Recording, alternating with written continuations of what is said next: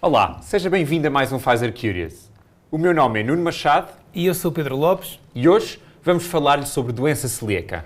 Sabia que a doença celíaca afeta cerca de 1% da população mundial? E sabia que esta doença resulta da exposição ao glúten?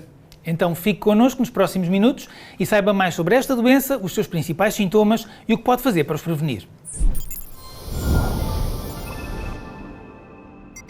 A doença celíaca, também conhecida como enteropatia celíaca ou alergia ao glúten, é uma doença em que ocorre uma resposta imunológica ao nível do intestino delgado desencadeada pela ingestão de glúten, uma proteína contida no trigo, na cevada, no centeio e na aveia.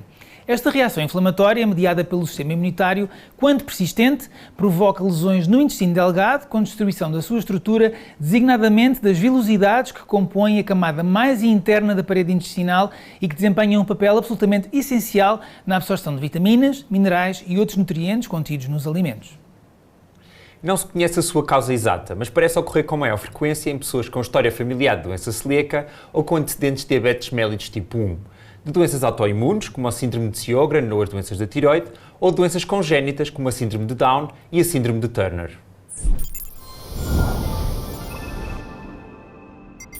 Habitualmente a doença celíaca manifesta-se pela primeira vez após uma cirurgia, após a gravidez ou o parto, na sequência de uma infecção viral ou de stress intenso, e os seus sinais e sintomas podem ser muito variáveis. Não é assim, Nuno? É verdade, Pedro. Os sintomas clássicos incluem perda de peso, distensão abdominal e diarreia, embora uma parte significativa dos doentes não apresente sintomas gastrointestinais. A principal consequência da reação inflamatória a nível intestinal é a má absorção de nutrientes, pelo que muitos dos sintomas e sinais refletem a carência desses mesmos nutrientes. Para além dos sintomas clássicos descritos anteriormente, pode ocorrer anemia, por carência de ferro, perda da densidade mineral óssea, levando a quadros de osteopenia ou mesmo de osteoporose, ou diminuição da rigidez do osso, a que chamamos osteomalácia. Podem ainda surgir lesões cutâneas, sob a forma de pequenas vesículas pruriginosas, habitualmente localizadas nos cotovelos, joelhos, nádegas e no couro cabeludo. Lesões do esmalte dentário, dor de cabeça, cansaço e falta de energia.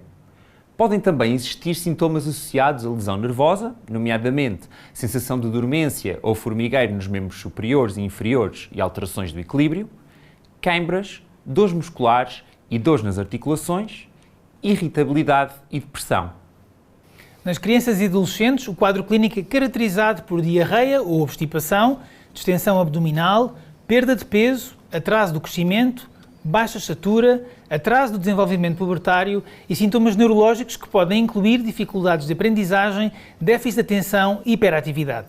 Muitos destes sintomas e sinais são pouco específicos, podendo surgir no contexto de muitas outras doenças.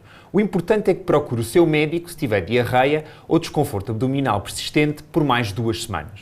Ou se o seu filho se apresentar pálido, tiver alterações das características das fezes ou registrar um desenvolvimento abaixo do esperado para a idade. Mesmo que suspeite de intolerância ao glúten, continue a fazer a sua alimentação habitual até consultar o seu médico e realizar os exames complementares que este considera adequados. A evicção de alimentos com glúten pode alterar os resultados dos exames e dificultar o diagnóstico.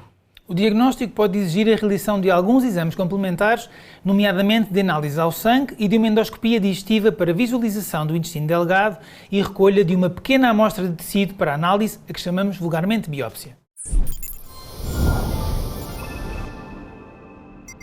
O tratamento da doença celíaca baseia-se na adoção de uma dieta sem glúten por tempo indefinido. Não existem medicamentos específicos para tratar a doença celíaca, mas nos casos de lesão intestinal grave, pode ser necessário recorrer a medicamentos com ação anti-inflamatória que são utilizados para reduzir a inflamação. Nas situações em que sejam detectadas deficiências de determinados nutrientes, nomeadamente de ácido fólico, ferro, cálcio, vitamina B12, vitamina D, vitamina K e zinco, podem recorrer-se a suplementos alimentares. Nos casos mais ligeiros, podem utilizar suplementos sob a forma de cápsulas ou comprimidos, mas nos casos mais graves, em que a absorção a nível intestinal está muito comprometida, pode ser necessário fazê-lo por via injetável. A doença celíaca, quando não tratada e controlada, pode associar-se a algumas complicações que podem influenciar negativamente o prognóstico desta doença. Além da má nutrição, com as consequências que já referimos, podem ainda ocorrer casos de infertilidade e de aborto espontâneo decorrentes da má absorção do cálcio e da vitamina D. Podem ocorrer ainda casos de intolerâncias alimentares, nomeadamente de intolerância à lactose, por lesão da mucosa intestinal, e casos de cancro.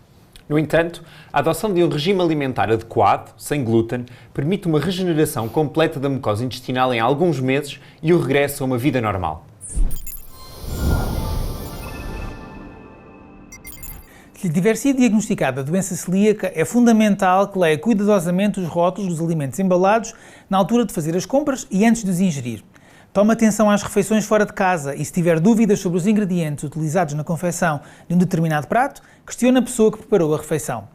Tenha ainda cuidado com os medicamentos e suplementos, porque estes podem conter ou estar contaminados com glúten, pelo que deverá ter igualmente atenção à rotulagem antes de os tomar. Em caso de dúvida sobre a composição de algum alimento, produto farmacêutico, nutracêutico, não o ingira. E não se esqueça, mesmo que não tenha sintomas e sinta bem, não está curado. E por hoje é tudo. Esperamos que tenha gostado. Mas antes das despedidas, veja o que preparámos para si na próxima edição do Pfizer Curious.